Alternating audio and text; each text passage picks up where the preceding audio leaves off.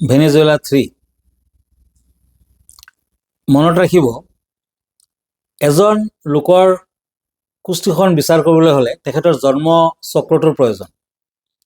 নতুবা date of birth পালে আমি জন্ম চক্ৰটো বনাই লওঁ ঠিক তেনেকুৱা দেশৰ এষ্ট্ৰলজি যদি আপুনি কৰিব খোজে যিকোনো এখন দেশৰ যদি আমাৰ দেশৰ হ'ব পাৰে বিদেশৰ হ'ব পাৰে তেতিয়া মুণ্ডেন এষ্ট্ৰলজি যাব লাগিব মুণ্ডেন এষ্ট্ৰলজি এটা বেলেগ পাৰ্ট আৰু ৰাষ্ট্ৰৰ কুকৰ্ম বিভিন্ন ধৰণৰ ৰাষ্ট্ৰৰ দ্বাৰা অশান্তি বেলেগ ৰাষ্ট্ৰই সেইখন ৰাষ্ট্ৰক আক্ৰমণ কৰা আদি কিন্তু মুণ্ডেন এষ্ট্ৰলজিত বিচাৰ কৰিব লাগে মুণ্ডেন এষ্ট্ৰলজিত ভেনেজুৱেলা সাধাৰণতে শুক্ৰ আৰু মংগল গ্ৰহৰ দ্বাৰা পৰিচালিত দেশ শুক্ৰৰ অধিপতি হৈছে শুক্ৰৰ অধিপতি মানে শুক্ৰ গ্ৰহ যোনটো সেইটো হৈছে তুলা ৰাশি আৰু বৃষ ৰাশিৰ অধিপতি ঠিক তেনেকুৱা মংগল গ্ৰহটো হৈছে অধিপতি মেঘ আৰু বৃশ্চিকৰ গতিকে মংগলৰ যি পজিশ্যন শুক্ৰৰ যি পজিশ্যন শনিৰ যি পজিশ্যন ৰাহুৰ বৰ্তমান যি পজিশ্যন ভেনেজুৱেলাৰ বাবে মোটেও ভাল ফল দেখুওৱা নাই আৰু ভেনেজুৱেলা হৈছে ৰাষ্ট্ৰীয় কুষ্ঠিৰ 10ম স্থান কেতুৰ দ্বাৰা প্ৰভাৱিত গতিকে ভেনেজুৱেলা যদি মুৰব্বী এতিয়া কোনোবা আহেও দেশৰ কাৰণে বৰ এটা ভাল নহ'ব আৰু আমেৰিকা বৰ্তমান মংগল বা ৰাহুৰ যি দশা বৰ্তমান চলিছে আমেৰিকাৰ বাবে আধিপত্য পুনৰ প্ৰতিষ্ঠা কৰিবলৈ তেওঁলোকে চেষ্টা কৰিব আক্ৰমণাত্মক হ'ব হস্তক্ষেপ কৰিব ইয়াৰ বাহিৰেও এই বছৰটোত প্ৰথম পাৰ্টতে তাৰমানে 17 ফেব্ৰুৱাৰী যি সূৰ্যগ্ৰহণ আছে আৰু ৰিং অফ ফায়াৰ দেখা পাব ই বৰ ষ্ট্ৰং গ্ৰহণ পৃথিৱীৰ বুৰঞ্জীত দেখা গৈছে যেতিয়া যেতিয়া সূৰ্যগ্ৰহণ অথবা চন্দ্ৰগ্ৰহণ বৰ ষ্ট্ৰংভাৱে আছিলে তাৰ দুমাহমান আগৰ পৰাই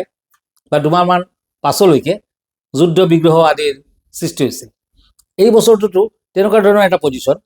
17 ফেব্ৰুৱাৰী সূৰ্যগ্ৰহণ তাৰ আগে আগে এনেকুৱা এটা ঘটনা ঘটি গ'ল আকৌ চন্দ্ৰগ্ৰহণো আছে 3 মাৰ্চ চন্দ্ৰগ্ৰহণ আছে ৰেড মুন দেখা যাব গতিকে এতিয়া উত্তেজনা আৰু বেছি হ'ব যুদ্ধ বিগ্ৰহৰ চান্স আৰু বেছি কাৰণ এই সময়ছোৱাত যি মহাজাগতিক উত্তেজনা মংগল গ্ৰহৰ কালাৰ ৰেড কালাৰ লগত মিলিত হৈ যি অগ্নি আৰু বায়ুক পৰিচালনা কৰে তেতিয়া কিন্তু কিছুমান দেশৰ বাবে ই অতি অশুভকাৰক হয়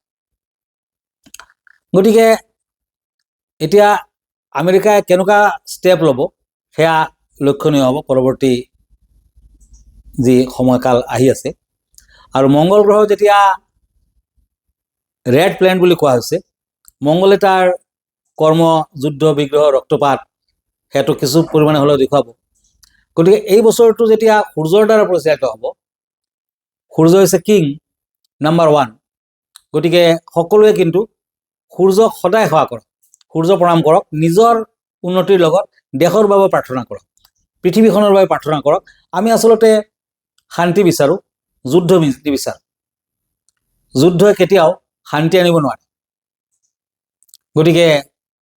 সকলোৱে শান্তিৰে কটাওক কাৰণ এজন আনজনৰ বাবে ইজন সিজনৰ বাবে কোনেও যুদ্ধ বিগ্ৰহক প্ৰশ্ৰয় নিদিব শান্তিৰ কথা সদায় ঈশ্বৰৰ ওচৰত প্ৰাৰ্থনা কৰক ঈশ্বৰে নিশ্চয় আমাৰ বাবে